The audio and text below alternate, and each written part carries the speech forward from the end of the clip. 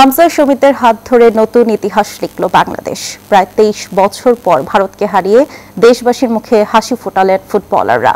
ঢাকা জাতীয় স্টেডিয়ামে Asian cup বাছাইয়ের ফিরতি ম্যাচে মোরসালিনের গোলে জয় পায় বাংলাদেশ।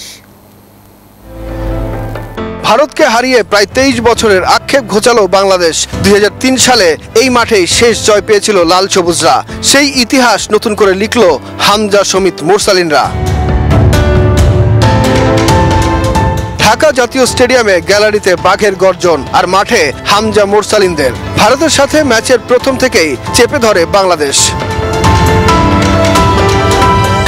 12 মিনিটে রাকিবের অ্যাসিস্টে মোরসালিনের দুর্দান্ত গোল। 1-0 ব্যবধানে এগিয়ে যায় বাংলাদেশ।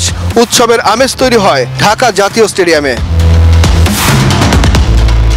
এরপরেই রাফ অ্যান্ড টাফ ফুটবলে মনোযোগ দেয় ভারত। তবে প্রতিপক্ষের এমন আক্রমণ পাত্তা পায়নি। প্রথমার্ধে বেশ কিছু সহজ সুযোগ মিস করে লাল সবুজের ফুটবলাররা। দ্বিতীয়ার্ধের শুরুতে কিছুটা ডিফেন্সিভ ফুটবলে মনোযোগ ছিল বাংলাদেশের। তবে 77 মিনিটে আরও একটি সহজ গোলের সুযোগ হারায় লাল সবুজরা। কিছুক্ষণ পর বাংলাদেশের পেনাল্টির আবেদন নাকচ করে রেফারি। তবে এবার আর অতিরিক্ত সময় গোল হজম করতে হয়নি বাংলাদেশের। শেষ মিনিট পর্যন্ত শক্ত ডিফেন্সে ভারতকে হতাশায় ডুবিয়ে মাঠ ছাড়ে বাংলার ফুটবলাররা। প্রায় 23 বছর আগে এই ঢাকা স্টেডিয়ামেই ভারতের বিপক্ষে জয় পেয়েছিল বাংলাদেশ।